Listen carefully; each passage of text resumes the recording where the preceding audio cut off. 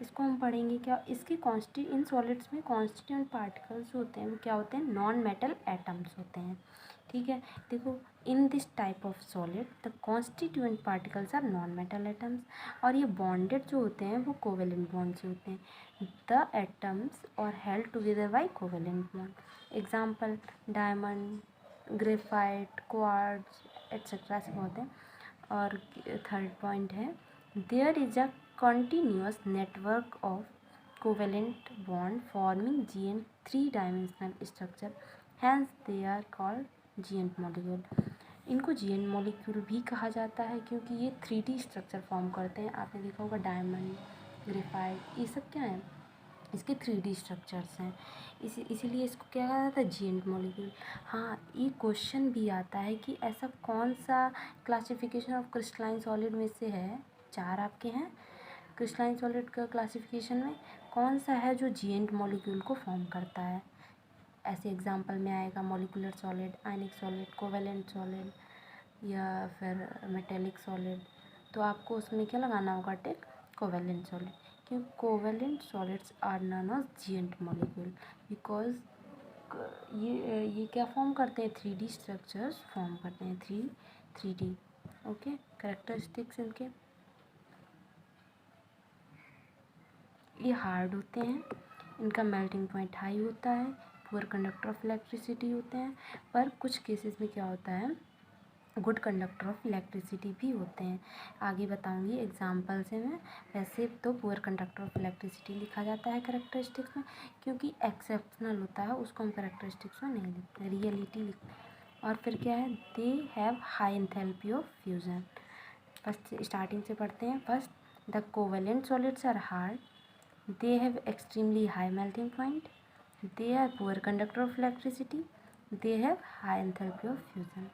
Okay, आपको explain करने को आ सकता है, इसलिए बहुत ही अच्छे से एक एक का करेक्टरिस्टिक्स, एक एक का डेफिनेशन, क्या किसका कॉन्स्टिट्यूएंट पार्टिकल्स है, कौन किस फोर्सेस से बॉन्डेड है, क्या किसके एग्जाम्पल हैं, ये आपको माइंड करना होगा। डायमंड को एक्सप्लेन करूँगी, जो कि कोवेलेंट सॉलिड का एग्जाम्पल है। डायमंड क्या है, एक नेटवर्क स्ट्रक्चर है। नेटवर्क स्ट्रक्चर भाई, कार्बन जो होता है वो अपने नेबरिंग 4 कार्बन से कनेक्टेड होता है। ऐसे ही जब हम दूसरा कार्बन लेंगे तो वो अपने नेबरिंग 4 से कनेक्टेड होगा। ऐसे ही एक 3D स्ट्रक्चर बनता चला जाता है, इसलिए इसको एक नेटवर्क स्ट्रक्चर भी कहते हैं। इसमें क्या होता है, इसकी हाइब्रिडाइजेशन होती है sp3, क्योंकि ये अपने नेबरिंग 4 कार्बन से कनेक्टेड होता है। और जब 4 से कनेक्टेड होगा तो इसकी हाइब्रिडाइजेशन क्या होगी, sp3। और डायमंड को क्या कहते हैं, पुअर कंडक्टर ऑफ इलेक्ट्रिसिटी, क्योंकि डायमंड की वैलेंस सेल में 4 इलेक्ट्रॉन्स होते हैं और 4 कनेक्टेड होते हैं, एक भी फ्री इलेक्ट्रॉन नहीं होता है, इसलिए इसको पुअर कंडक्टर ऑफ इलेक्ट्रिसिटी कहते हैं। Diamond has a network structure in diamond sp3 hybridization exists on each carbon atom। Diamond is a poor conductor of electricity. अब बाय फिगर हम बताएंगे कि ये कैसे कनेक्टेड होते हैं, जिसकी हाइब्रिडाइजेशन होती है sp3। जैसे मैंने ले लिया एक ये कार्बन, ये अपने इससे कनेक्टेड है, ये ऐसे कनेक्टेड है, 2 से कनेक्ट हो गया, दिख नहीं रहा है, अब सही, ये 3 से हो गया, ये 4 से हो गया। अब मैं जिसको भी लूँगी वो अपने 4 नेबरिंग से कनेक्टेड होना चाहिए। जैसे ये वाला 4 से कनेक्ट है, अगर मैंने इसको लिया है तो ये भी 4 से कनेक्ट होना चाहिए। जैसे मैंने ये बनाया, एक ये बना लिया, ये वाला 1 से कनेक्ट है पहले से ही, 2 से हो गया, 3 से हो गया और 4 से हो गया।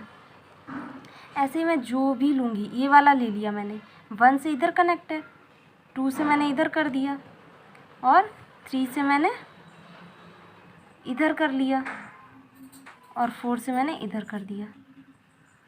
आप जो भी कार्बन लें वो अपने 4 नेबरिंग से कनेक्टेड होना चाहिए। ये वाला मैंने ले लिया, 1 से इधर कनेक्ट है, 2 से इधर कनेक्ट है और 3 से मैंने इधर कर दिया और 4 से मैंने इधर कर दिया। आप जो भी देखेंगे वो 4 से कनेक्ट होना चाहिए। ये वाला तो कनेक्ट है, मान लिया ये वाला लिया तो ये 1 से इधर कनेक्ट है, 2 से इधर कनेक्ट कर दिया, सॉरी दिख रही, ये वाला लिया है, ये वाला 1 इधर से कनेक्ट है, 2 इधर कर दिया और 4 इधर कर दिया, 1 से हो गया, 2 से हो गया, 3 से हो गया और 4 इधर कर दिया। जो भी कार्बन लेंगे वो अपने 4 से कनेक्ट होना चाहिए और टेट्राहेड्रल बनना चाहिए। उसमें जो कनेक्ट करेंगे उसमें क्या बनना चाहिए, टेट्राहेड्रल बनना चाहिए। तो आप देखेंगे कि टेट्राहेड्रल ये वाला लिया मैंने, 1 इधर कनेक्ट है, 2 इधर कनेक्ट है, 3 इधर कर दिया मैंने और 4 इधर कर दिया। इसीलिए जो भी जैसे लेंगे वो 4 से, अब मान लिया इसको अगर मुझे करना है तो ये 1 से कनेक्ट है इधर, 2 से इसको इधर ले लिया, देखो ये टेट्राहेड्रल ही बन रहा है ना, और इसको 3 से इधर कर दिया, 4 से इधर, ठीक है। इसी तरह बनता चला जाएगा डायमंड का। और देखो एक दूसरे से ही कनेक्ट होके क्या एक नेटवर्क स्ट्रक्चर बना रहे हैं। इसी तरह से डायमंड एक्सप्लेन हो जाता है। फिर इम्पॉर्टेंट है कि हाइब्रिडाइजेशन क्या होती है, पुअर कंडक्टर ऑफ इलेक्ट्रिसिटी क्यों होता है, ये सब क्वेश्चंस हैं। अब मैं सेकंड एग्जांपल का एक्सप्लेन करूँगी, ग्रेफाइट। ग्रेफाइट क्या है, ग्रेफाइट में क्या है कि इसमें क्या होता है, हेक्सागोनल रिंग्स बनती हैं। जैसे डायमंड में क्या होता है, टेट्राहेड्रल रिंग्स बनती हैं, इसमें हेक्सागोनल रिंग्स बनती हैं। और इसकी हाइब्रिडाइजेशन जो होती है वो होती है sp2, क्योंकि इसमें 3 कार्बन, नेबरिंग 3 कार्बन से कनेक्टेड होता है हमारा कार्बन, ठीक है।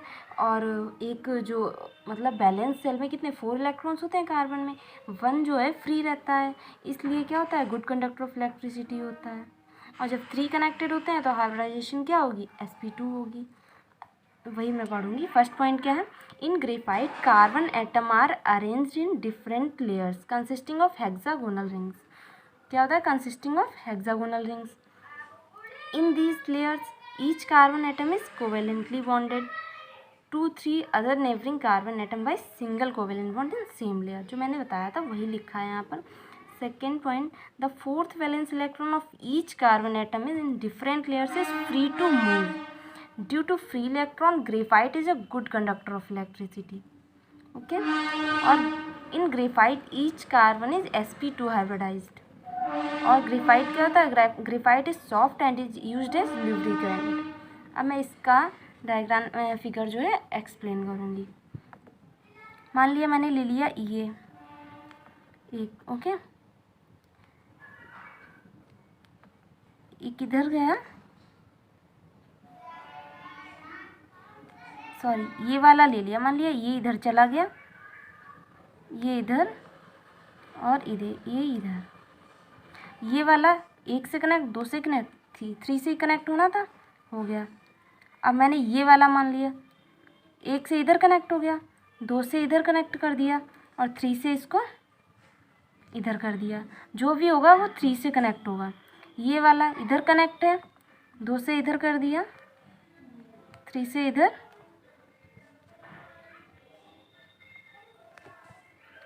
सॉरी ज़्यादा हो गया क्या, 1 2 3 है, ओके। अब ये वाला है, मान लिया मेरे को ये वाला करना है, तो ये 1 से इधर कनेक्ट है, 2 से मैं इधर कर दूँगी, 3 से इधर कर दूँगी। ये वाला कनेक्ट 1 2 3, इस वाले को करना है 1 से इधर, 2 से इधर, 3 से इधर। ऐसे ये हेक्सागोनल रिंग्स बन रही है ना, इसको करना है इधर 1 2 3। इसी तरह ये पैरेलल वे में बनता चला जाएगा। और इसमें जो होता है 4th इलेक्ट्रॉन फ्री होता है, इसलिए क्या होता है, गुड कंडक्टर ऑफ इलेक्ट्रिसिटी होता है। मान लिया मेरे को इधर बनाना है, अच्छे से आ ही गया होगा, मैं बार बार इस वाले को ना 1 2 3 1, इस वाले को ना 1 2 3।